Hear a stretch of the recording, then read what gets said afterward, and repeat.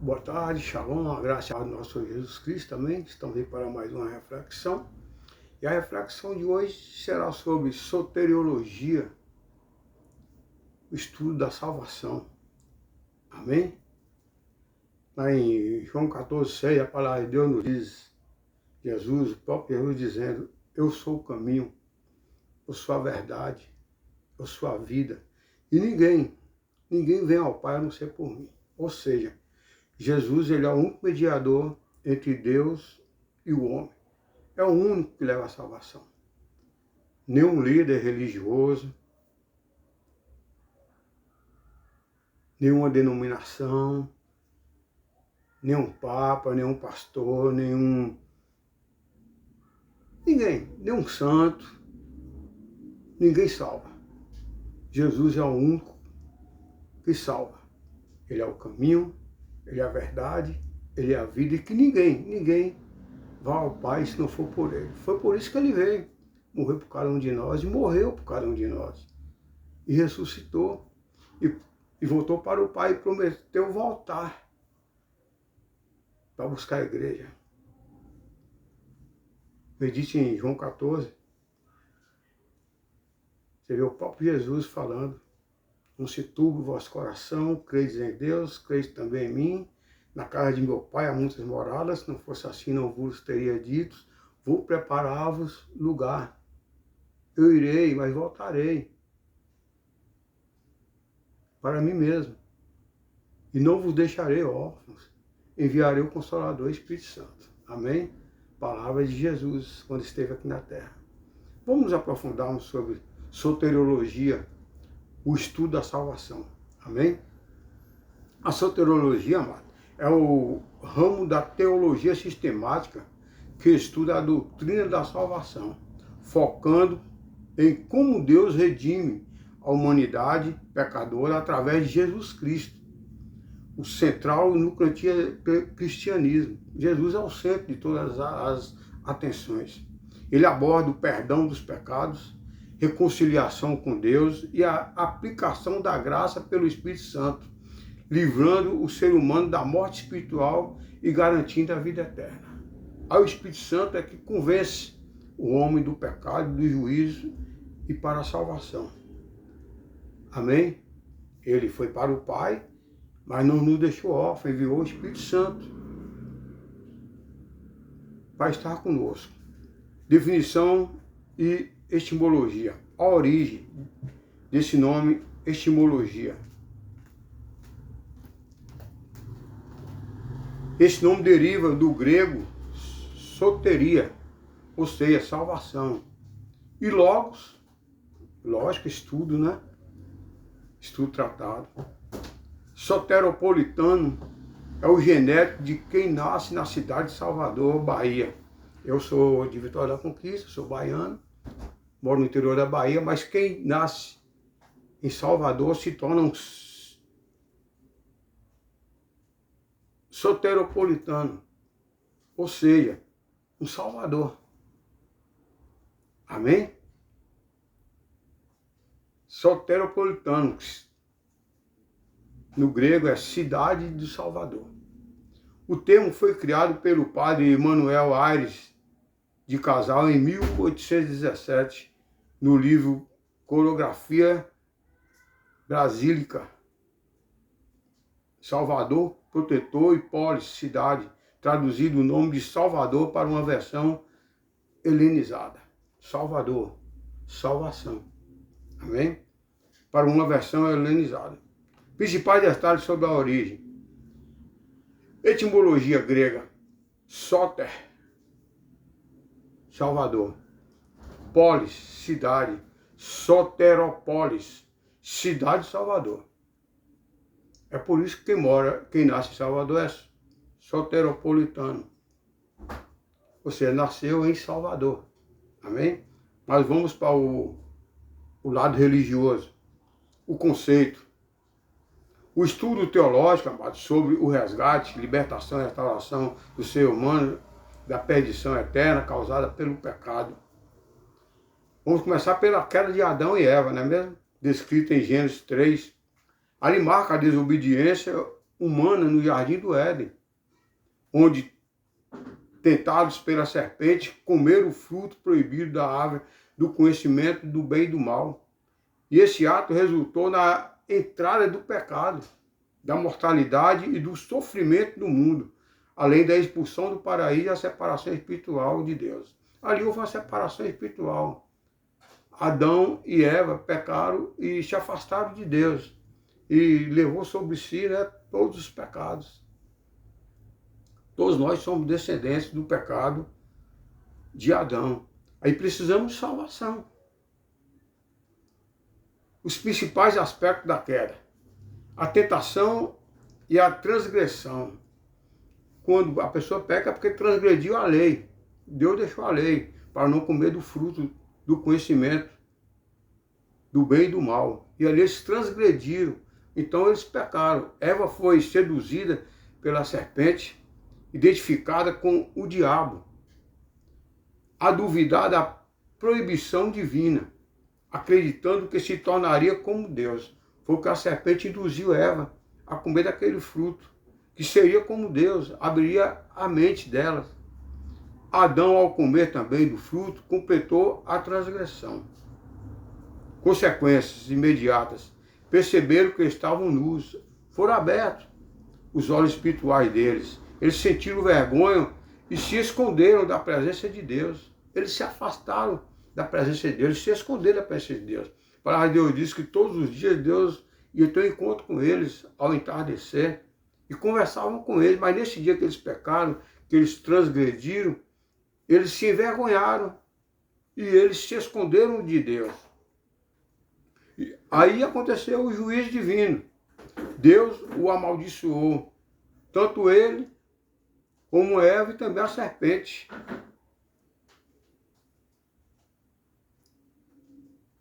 Deus amaldiçoou a serpente e multiplicou-se as dores da mulher, e Adão foi condenado a trabalhar árduo para sobreviver, induzindo a mortalidade física. Tu és pó e do pó tornarás. A expulsão do Éden, amado. A expulsão do Éden foi para evitar que comesse da árvore da vida e vivesse eternamente em seu estado pecaminoso. Eles foram expulsos do jardim por isso. Porque assim como eles comeram do fruto da árvore do conhecimento, eles poderiam comer também do fruto da vida eterna e se tornarem imortais. Aí Deus teve que expulsar eles do jardim do Éden. E juntamente com eles veio toda a sua descendência. O significado teológico representa a corrupção da natureza humana, o pecado original e a quebra da harmonia original entre a humanidade e o Criador. Deus formou Adão ali no jardim do Éden e deu as ordens a Adão para ter domínio sobre tudo. E não comesse do fruto da árvore da vida e nem do conhecimento do bem e do mal, mas ele transgrediu, desobedeceu a Deus. A queda, amado, foi obrigado. A queda como necessária. Em certas teologias, como a Igreja de Jesus Cristo, dos santos dos últimos dias, a queda é vista como um passo essencial para o progresso do homem, permitindo a mortalidade, a geração de filhos e a necessidade de um Salvador, preparando o caminho para a expiação de Cristo Jesus. A narrativa é considerada o protótipo bíblico da fragilidade humana diante da tentação da escolha, explicando a origem do mal e do sofrimento no mundo. Ali começou o pecado no mundo. Aí a pessoa precisa agora passar pelo processo de regeneração, de santificação e separação. Isso aí só irá acontecer através de Jesus Cristo. Só através de Jesus Cristo. E o pessoal estava precisando, aquele povo estava precisando da necessidade da salvação. Aquele povo não dava mais ouvidos aos reis, aos juízes, aos profetas. Deus precisou silenciar por 400 anos, sem levantar nenhum profeta. E ali Deus viu que a criação dele estava corrompida. E ele foi obrigado a ele mesmo vir salvar a humanidade. No Evangelho de João se diz, no princípio era o Verbo, e o Verbo era Deus, e o Verbo se fez carne e habitou em nós. Deus habitou em nós através do seu Filho amado, Jesus Cristo, para regeneração, santificação e separação. A necessidade da salvação. A humanidade, amada, é considerada depravada após a queda, conforme Gênesis 3, separada de Deus, incapaz de se salvar por seus próprios méritos. É capaz de se salvar por seus próprios méritos. A salvação não se compra com dinheiro. A salvação não se compra com obras. A salvação não se compra com valor monetário. A salvação foi comprada com o sangue de Cristo. O pecado induziu a morte física e espiritual, exigindo a intervenção divina. Precisou Deus intervir, enviar seu Filho. Conforme João 3,16, onde diz, porque Deus amou o mundo de tal maneira que deu seu Filho amado a todo aquele que nele crê, não pereça e que tenha a vida eterna. A iniciativa e a base da salvação. Vamos nos aprofundarmos mais sobre isso. Primeiro, a graça de Deus. A salvação, amado, é um favor imerecido, não conquistado por obras. Obras de Cristo. Baseia-se na encarnação, morte vicária, ressurreição, ascensão de Jesus, que pagou a dívida do pecado. Jesus foi o único que pagou alto preço. O único que morreu na cruz por nós, o único que ressuscitou e o único que prometeu voltar para buscar a igreja. Nenhum líder religioso, nenhum, do Papa a qualquer outro líder religioso, nenhum salva. Nenhum santo salva, nenhum salva. O único que salva é Jesus, conforme João 14,6. Eu sou o caminho, eu sou a verdade, eu sou a vida, e ninguém vem ao Pai a não ser por mim. Então Jesus é o único mediador entre Deus e o homem. E ali tem o concílio da Trindade. A salvação foi planejada pelo Pai e realizada pelo Filho e aplicada pelo Espírito Santo. A Trindade Santa. Foi Deus que enviou o seu Filho e é o Espírito Santo que convence o homem dos juízos e da justiça. Ordem da salvação. A aplicação da salvação ao indivíduo segue-se um processo lógico ou cronológico. Eleição. A escolha divina de salvar. O próprio Deus se fez carne e escolheu seu Filho Jesus para o salvar. A salvação antes de Cristo, amado, era baseada na fé da promessa de Deus sobre um futuro redentor. E não por obras. Os fiéis do Antigo Testamento, eles eram salvos pela graça, olhando para frente para o Messias prometido. Eles criam no Messias prometido. Um líder político, um líder religioso que iria salvar a todos eles. Enquanto hoje nós olhamos não para o futuro, mas nós olhamos para trás, pelo sacrifício de Jesus na cruz. Enquanto os judeus não convertidos ainda esperam o Messias, nós já vimos o Messias pagar alto preço por cada um de nós, ali na cruz do Calvário. E ele é o único que pode salvar. Amém? O ponto-chave sobre a salvação no Antigo Testamento. Os heróis da fé, em Hebreus 11, são figuras bíblicas majoritariamente hebreias, que demonstraram confiança absoluta em Deus, agindo conforme suas promessas, mesmo sem ver o resultado final. Veja só, todos esses heróis da fé, registrados lá em Hebreus 11, viveram pela fé, assim como Abraão, Moisés, Noé, Raabe e tantos outros.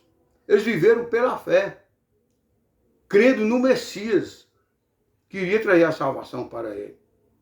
Essa galeria da fé, amada, inclui, como eu falei, Abel, Enoque, Noé, Abraão, o pai da fé, Sara, Moisés, Raabe, Sansão, Davi, e destacando a superação da obediência. Todos eles foram obedientes a Deus. Principais homens da fé, em Hebreus 11. Abel ofereceu um sacrifício melhor do que o de Caim. Ele creu. Enoque foi levado por Deus sem provar a morte. Ele creu, ele era obediente a Deus, ele andava com Deus. Noé construiu a arca obedecendo a Deus. Na época não existia o dilúvio, ninguém sabia o que era dilúvio. E Noé obedeceu a Deus. Abraão saiu da sua parentela para um lugar onde Deus falou com ele. Ele obedeceu ao chamado para ir a uma terra desconhecida. Isso é fé. Isaac e Jacó viveram como peregrino na terra prometida. José profetizou o êxodo dos israelitas. Moisés recusou ser filho da filha de Faraó e libertou seu povo. Raabe acolheu os espias em Jericó. Tudo isso aí pela fé. Gideão, Baraque, Sansão, Jefité, Davi, Samuel, eles conquistaram reinos e realizaram os prodígios.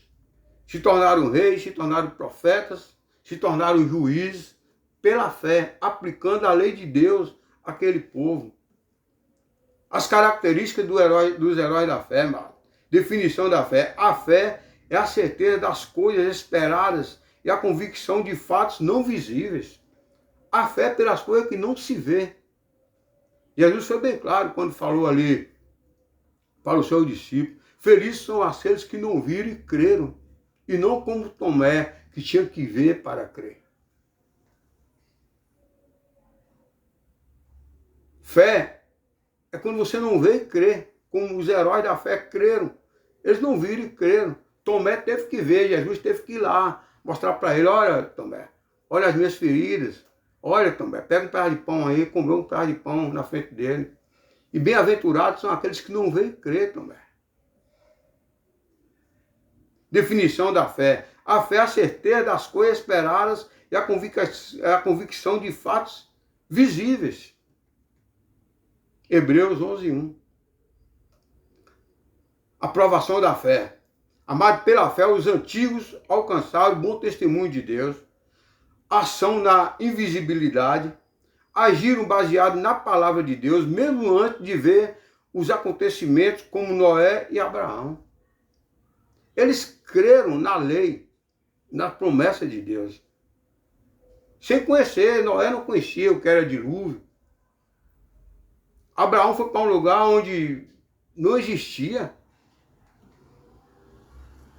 Não conhecia a persistência. Muitos sofreram zombaria, açoites, prisões e mortes, mantendo a fé. Os mártires não negaram a Cristo.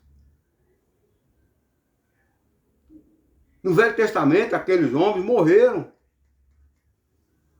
pela fé.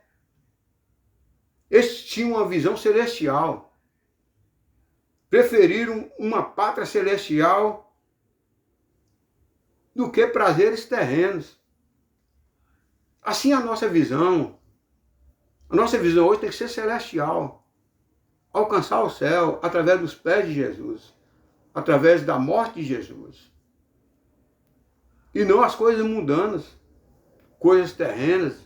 O que adianta o homem ganhar o mundo e perder a salvação? Não é mesmo? A lista, amada, destaca que sem fé é impossível agradar a Deus. E que esses homens e mulheres agiram por obediência direta a Deus, através dos profetas, dos juízes e dos reis, aqueles que foram obedientes. Fé como meio. Assim como Abraão, os fiéis foram justificados pela fé em Deus, acreditando em suas promessas de salvação. A esperança deles estava no Messias, mas o foco era Cristo. O Messias veio. Ele veio para os deles não receberam porque não tiveram discernimento. Achavam que o Messias viria como um salvador, um político, um religioso, para salvar todos ali, resolver os problemas de todos. Essa era a visão deles. Mas quando viu Jesus montado em um jumento, foi uma decepção para muitos, aqueles que não creram. E a palavra de Deus diz que Jesus veio para os seus e os seus não o receberam. Jesus estava ali entrada triunfal ali em Jerusalém, montado em um jumentinho e não em um cavalo árabe. E hoje, até hoje, muitos judeus ainda esperam o Messias, sendo que o Messias ele já veio, já morreu, já pagou alto preço, já ressuscitou, já voltou para o Pai, já prometeu voltar e salvar a humanidade. Eles confiavam em Deus, que Deus resolveria o problema do pecado, esperando pela vinda do Redentor. Era isso que os judeus viviam. Na esperança de um Salvador, do Messias.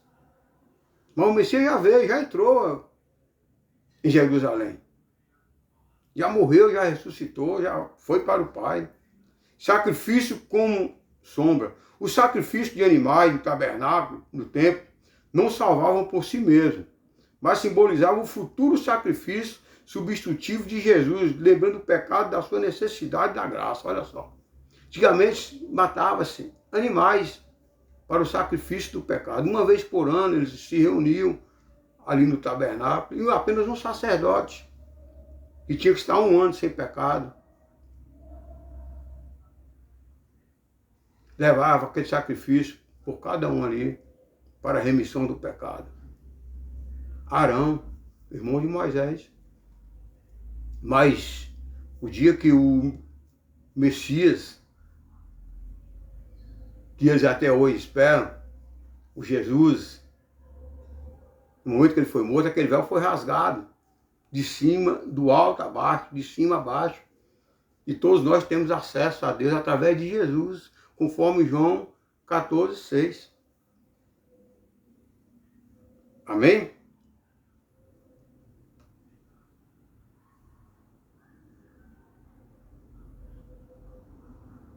Sacrifício como sombra. O sacrifício de animais no tabernáculo, templo, não salvam por si mesmo, mas simbolizam o futuro do sacrifício substitutivo de Jesus, lembrando o pecador da sua necessidade da graça. Tudo ali simbolizava a Cristo. A unidade do plano, a salvação sempre foi centrada em Cristo. Independente do tempo, sendo a fé a única forma de alcançá-la. Precisaria ter fé para isso.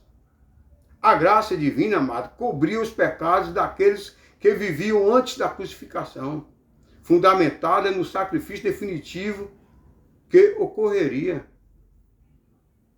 Chamado, o convite do Evangelho. O convite do Evangelho começa com a regeneração. O que é regeneração? É renúncia. É o novo nascimento, é o arrependimento. E quem faz isso é o Espírito Santo, é a obra do Espírito Santo. Nascer de novo. Conversão. Conversão é arrependimento e fé. Sem fé é impossível agradar a Deus. É a resposta humana. Justificação, ato jurídico, onde Deus declara o pecador justo, baseando-se em Cristo. Nós seremos justificados através de Cristo. Adoção, o crente torna-se filho de Deus. Muitas pessoas falam que eles são filhos de Deus. Mas, na verdade, filhos de Deus são aqueles que reconhecem o alto preço que foi pago na cruz do Calvário. Esses, sim, se tornam filhos de Deus. Os demais são criaturas. Criaturas de Deus. Só são filhos de Deus aqueles que reconhecem o alto preço que foi pago na cruz do Calvário para a salvação. Santificação. Santificação é um processo contínuo de tornar-se semelhante a Cristo. Deus nos fez conforme a sua imagem e a sua semelhança. Nós temos que sermos semelhantes a Cristo. E para ser semelhante a Cristo, a pessoa tem que estar em santificação. Não é santo para ser adorado. É santidade, viver separado desse mundo tenebroso onde jaz o maligno. Perseverança. A segurança da salvação. Nós temos que perseverar até o fim. Crendo na salvação. Essa é a nossa segurança. Glorificação. Glorificação é o estágio final. A transformação completa na ressurreição. Deus criou anjos para o adorarem. 24 horas. Nós temos que estar também adorando a Deus Hoje ele procura verdadeiros adoradores que o adorem em espírito e em verdade. Os aspectos temporais da salvação. Quais são? A salvação, amado, é um evento único. Ele é único. Um processo e uma esperança futura. É um evento único para um processo futuro. A salvação nossa vai ser no futuro, não é agora.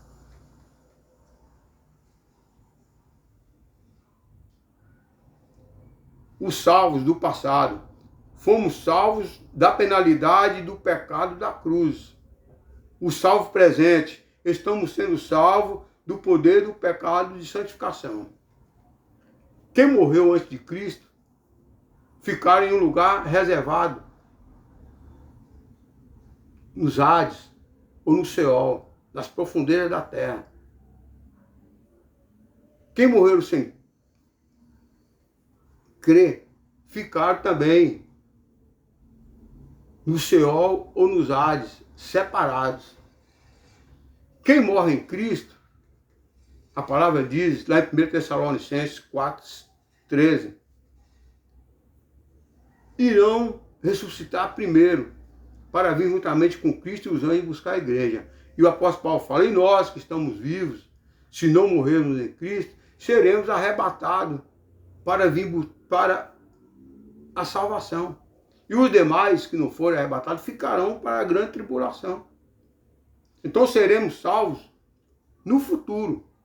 Seremos salvos na presença do pecado e da glorificação, no dia do juízo final. É ali que vai estar a salvação. A certeza da salvação. Existem religiões que falam o seguinte, uma vez salvo, salvo para sempre. Achando que você aceitou Jesus agora, você já está salvo. Não, isso é engano de Satanás, não existe nada disso. A única certeza da nossa salvação é no dia do julgamento final, ou se morrermos em Cristo. Mas enquanto permanecermos nesse mundo tenebroso onde jaz o maligno, estamos sujeitos à perda da salvação, se não perseverarmos. Amém? Então a salvação vai ser no futuro, não é agora. Ninguém foi salvo ainda. Ninguém. O debate que sugerimos, o sinergismo e o monergismo. Monergismo é de Calvino. A salvação é obra exclusiva de Deus. Regeneração precede a fé. A pessoa tem que ser regenerada através da fé, ser transformado. No sigenismo, é arminianismo, a salvação resulta da cooperação entre a graça de Deus e a livre vontade humana. A soteriologia, amado, não é apenas teórica, mas instrui o salvo sobre sua nova posição em Cristo, promovendo santidade e fruto.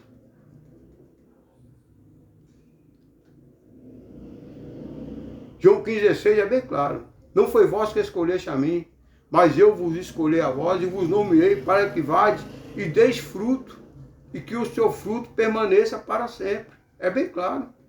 A soteriologia é o estudo da salvação humana.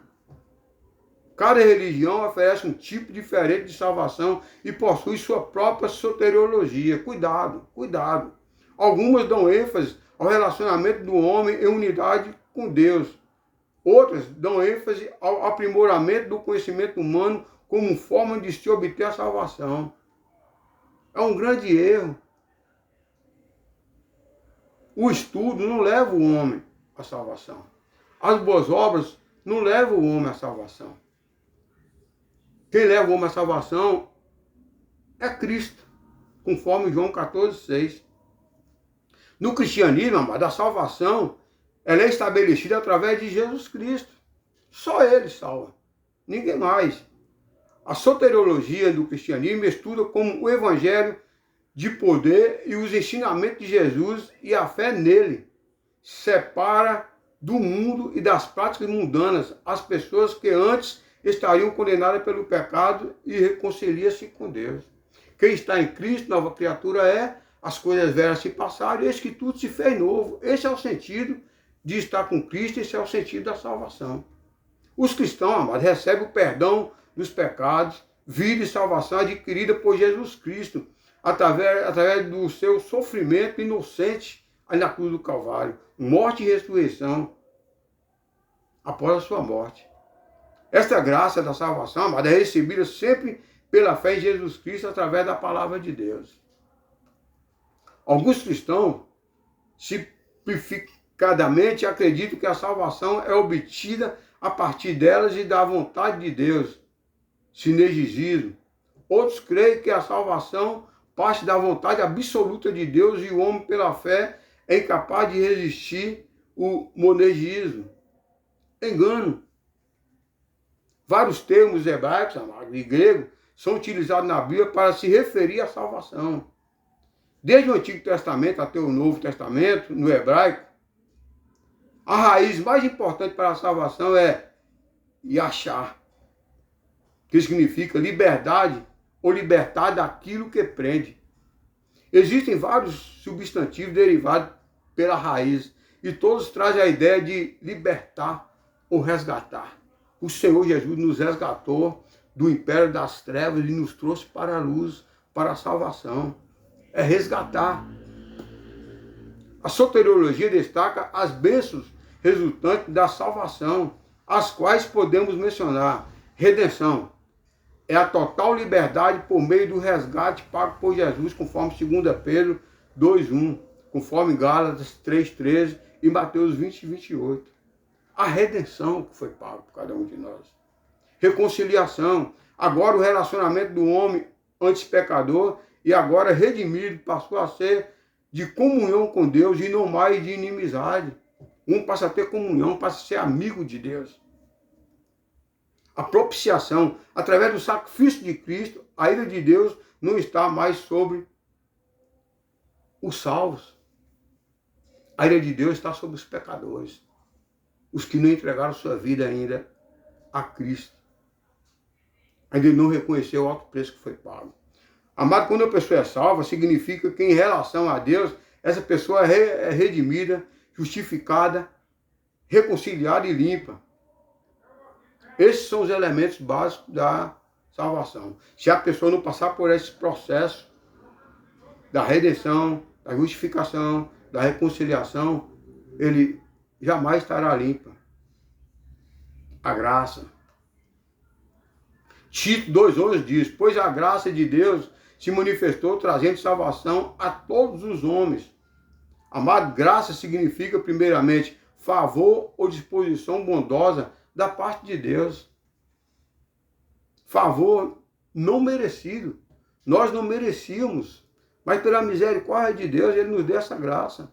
A graça de Deus, amado, aos pecadores revela-se no fato que Ele mesmo, pela expiação de Cristo, pagou toda a pena do pecado. Foi pago o alto preço. Todos os tipos de pecados foi pago pelo alto preço na cruz do Calvário. Por conseguinte, amado, Ele pode justificar, perdoar o pecado sem levar em conta os merecimentos ou não merecimentos. A graça manifesta-se independente das obras dos homens. A graça é reconhecida como fonte da salvação do sangue de Jesus Cristo. Não é pelas obras. Lá em 1 João 1:7 diz: o sangue de Jesus Cristo, seu Filho, nos purifica de todo o pecado em virtude do sacrifício de Cristo no Calvário. O crente é separado para Deus, seus pecados perdoados e sua alma purificada. Sangue é conhecido como a base da salvação. Esse é o reconhecimento de Deus quando nós reconhecemos o alto preço que foi pago na cruz do Calvário. A fé. Sem fé é impossível agradar a Deus. Efésios 2:8 diz: pois é pela fé que sois salvos, por meio da fé. E isso não vem de vós. É dom de Deus, não vem das obras. Para que ninguém se glorie. Pela fé reconhece o homem a necessidade da salvação e pela mesma fé ele é levado a crer em Cristo Jesus. É pela fé que nós cremos. Hebreus 11 diz: ora, sem fé é impossível agradar a Deus, porque é necessário que aquele que se aproxima de Deus Creia que ele existe, que é galardoador dos que o buscam. A fé conduz-nos ao Salvador, Jesus Cristo. A fé coloca a verdade na mente de Cristo e no coração dele. A fé é a ponte que dá passagem ao mundo espiritual. Por isso, concluímos que a fé é o meio para a salvação. Se a pessoa não tiver fé, não será salvo. Quem crê será salvo, quem não crê será condenado. Jesus, ele